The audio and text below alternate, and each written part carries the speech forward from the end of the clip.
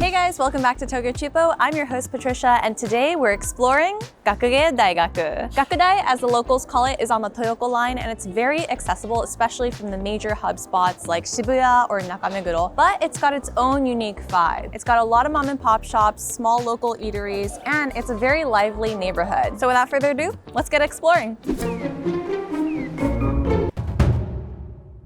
Around the station, you'll find two main shopping streets, the West Shopping Street and the East Shopping Street. The west side is more newly developed, so that's where you'll find like the newer stores or like the chain restaurants. But on the east side, that's where you'll find the old school Japanese sweet shops, or they've also got mom and pop shops that's been there for a really long time. So in this area alone, you get two different vibes. Gakudai is known for having lots of great bars, cafes, and restaurants, and we actually stopped by one right now. It's actually on the corner. We couldn't go right in front of the store because there's construction, but the place that we went to is called Stand Banh Mi, and it had great Vietnamese food. There were some banh mi's that I've never seen before, like the mushroom one or beef cheek one. I'm not sure if that's common, but I tried that. Shaw had like a duck saffron, very unique mixture of, it's like a chicken rice, but with duck meat. I really like the inside of the restaurant to start with. It's got this really nice kind of like hidden vibe. It's on the corner, it has like about 10 seats or so, very homey. Let's talk about the food. The banh mi, for starters,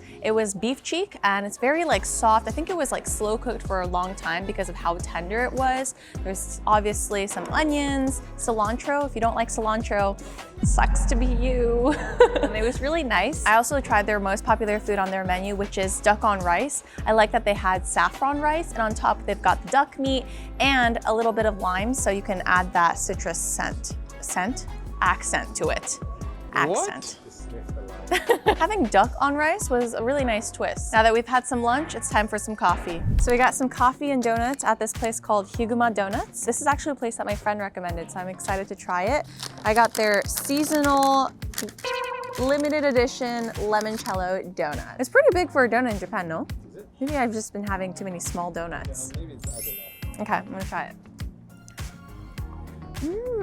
It's very airy. I would say it's more fluffy than chewy, and I love that the limoncello gives it that tangy flavor. Yeah, very soft though. Oh, this is quite nice, and I like that it's not too sweet too. It's a very delicate flavor. This place is actually really known in the area. They've got lots of different unique flavored donuts. And now it's time for my coffee. I just got the regular cafe latte, the classic. A little bit of donut, a little bit of coffee. The coffee's good, but the donuts are the star of the show and the reason you come here for. If you're not into donuts and you want something a little bit more Japanese, you can walk over a few steps to Meguro Hiiragi, which is famous for their taiyaki. And what makes them special is they spend over 30 minutes to bake their taiyaki. So it's a little bit unique. They apparently mix different types of flours and sugars to get that perfect consistency. I saw Shaw editing this part of the video, and I had to come. And here I am, and you get to see me eat this. I'm so excited. I got a taiyaki, and they just made it. So it's like super warm. It's steaming. It's gonna be hot. Okay, itadakimasu. Mom, the steam. I've never actually had just made taiyaki. It's always been like taiyaki that's been sitting on the counter for quite a while, and it's kind of cold. But this one, I've never had such juicy uncle. It's just like doro doro. It's a little burning my mouth, but oh, that was a good sensation. It was warm, it was nice, I'm gonna take another bite. It's really uncommon to find such good quality snack store at this time of day, because right now it's around 6 p.m. and they're open until 7 p.m. Usually these types of stores, they close pretty early, like 4 p.m., 5 p.m. So it's super surprising that they're still open and they're still making it, right? So we just got it right off the stove. 230 yen for a fresh taiyaki. That's a no-brainer. I had to come. I've just seen so many stores that sell CDs, vinyls, old clothes, vintage stores. It's not all about Shimokitazawa. I've been ingrained in my brain that it's all in Shimo, but this place is a really good competitor for Shimo. Turns out that even as a tourist, a lot of services in Japan require you to have a Japanese phone number, more than you think. Mobile makes it easy for you to get one, and we've got a discount code for you. Their Voice Plus Data eSIM includes a real Japanese phone number, flexible 5G data plans, and unlimited free incoming calls and texts. Perfect for everything from restaurant reservations to ticket bookings, services that increasingly require a local contact number. And with optional roaming available, you can book those tickets you've had your eye on from home. Already have data or don't need it? Get their Voice Lite eSIM for just calls and texts. They've been helping travelers since 1989, serving over 350,000 people, with profits going to school feeding and educational programs. Same-day pickup available at main airports and over 20 downtown city locations nationwide. Just order it online and grab it when you land. Don't miss out on concert tickets, restaurant reservations, or essential services just because you don't have a Japanese phone number. Visit mobile.com/cheapo to get 10% off any voice SIM or eSIM, or click the link in the description to set up your Japanese phone number today. Now back to Patricia. If you're looking for some European food, they also have this place called Atsu Carica, which is right behind me. It's closed at the moment, but Shaw actually recommended this place. He went a few weeks ago and said they have amazing food. They've got Italian food and also some fusion dishes. It's kind of hidden in the side streets, and it's kind of a small place with a lot of counter seats. If you like wine, they've also got wine here. It's a wine bar, and Shaw gives you permission that if you come here and you don't like it, you can come and beat him up. I will take the blame. He will take the blame, so come try. Like I mentioned earlier, the West Side definitely has a lot more chain restaurants or stores that you'll find in other places. However, they do have some independent stores on this side as well. So I think if you're here, it's worth visiting both sides, both east and west. Behind me is Book & Sons, which is a little bookstore that's hidden in a very residential area. I feel like unless you know about this place, you wouldn't come across it. But this place actually specializes in art and design books. They've got everything from like typography, fashion, just anything that has to do with art and design. They probably got a book for that there. They also had a couple coffee table books, which is really nice to use as just like interior decor. Also, unlike your regular, tsutaya bookstore, this place is a lot more calm, and it kind of gives you the time and space to slow down, look at a few books, enjoy. And if you want some coffee, they actually have their own coffee store, Book and Stand, that's attached to the bookstore. If you're into art or design, I think you'll definitely end up leaving with something from this store. So under the station's train tracks, there's actually quite a few stores and restaurants, and one of them here is called Counter Books. This one has more Japanese books and a wider genre or wider variety, and it's attached to a coffee shop. So maybe you can buy a book or two and sip on some coffee. Also, I think because it says Books, Coffee, Bake, and Bar, I believe this coffee shop also serves drinks. Or if you really want to drink, there's actually a liquor museum right next door. Cheers, kanpai! I unfortunately burnt the top of my roof. Nope, the roof of my tongue. The roof of my tongue. That's not a phrase. The roof of my tongue. The roof of your mouth. The roof of my mouth. Yes.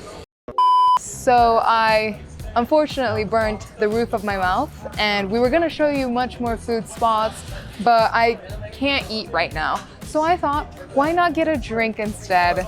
We are currently at another 8 corner, literally 2 minutes, not even, away from the station.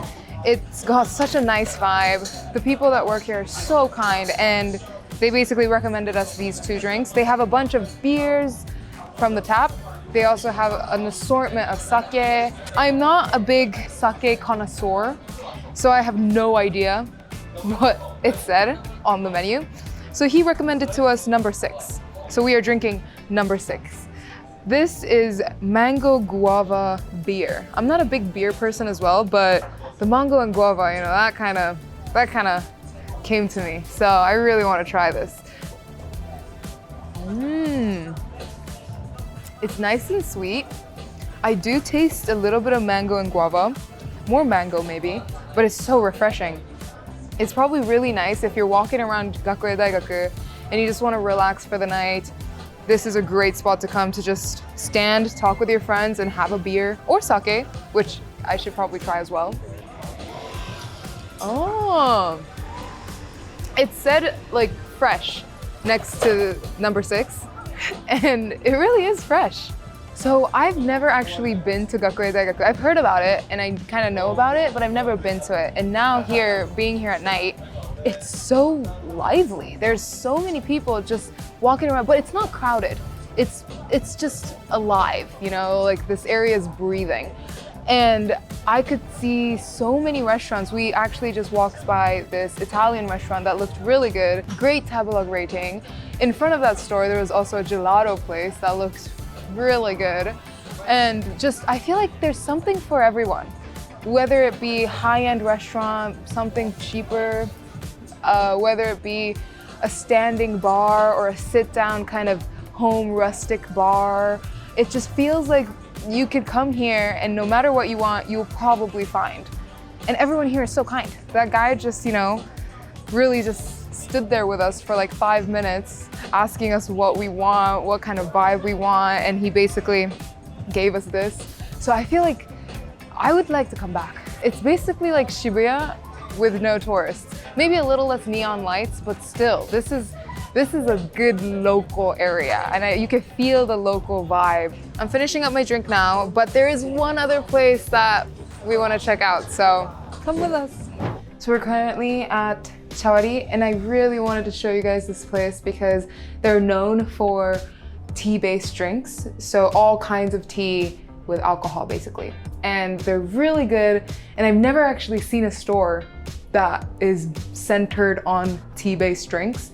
And they also seem to have really good food, a lot of good karaage options apparently, but unfortunately, it is not open. Google Maps said it was open, but they're saying it's closed. The Japanese experience where you think it's open, but it's not, and you gotta be okay with it. But yeah, if you're ever in Gakugeidaigaku, you should check this out because Chawari is a pretty good drink. And you gotta try it once if you're in Japan.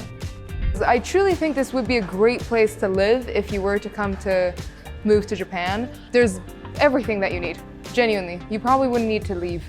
And Shibuya would just feel too crowded when you have a place like this. Unfortunately, the second bar that we wanted to show you was closed. So I need to find somewhere else to drown my sorrows and take care of my burnt mouth. So back to Patricia.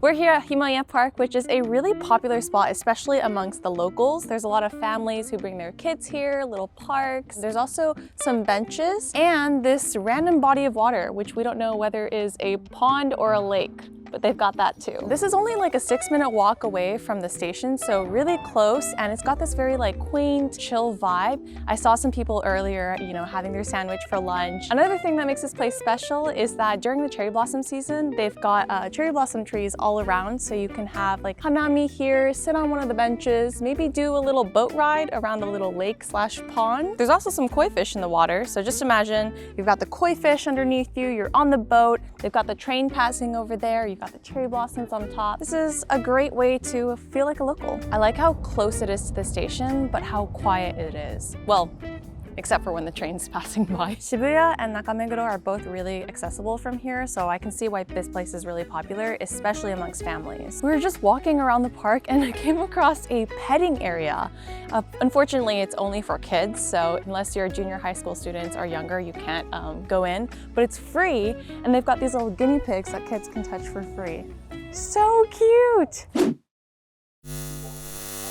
So those were a few recommendations from us and an overview of why this place is so popular, especially amongst locals. If you guys want to see a deeper dive into this area or another place, then let us know in the comments below. My favorite part of this was actually probably not even one spot, but the fact that everything was like a 5 to 10 minute walk away from the station. I think this area just has so much to offer and everything's pretty compact, so it makes for a good like day trip, especially if you want to get away from the crowded city. Or if you plan to move to Japan, I can see why this would be a great place to live. All right, so thank you guys so much for watching. Make sure you like, comment, and subscribe, and I'll catch you in the next one.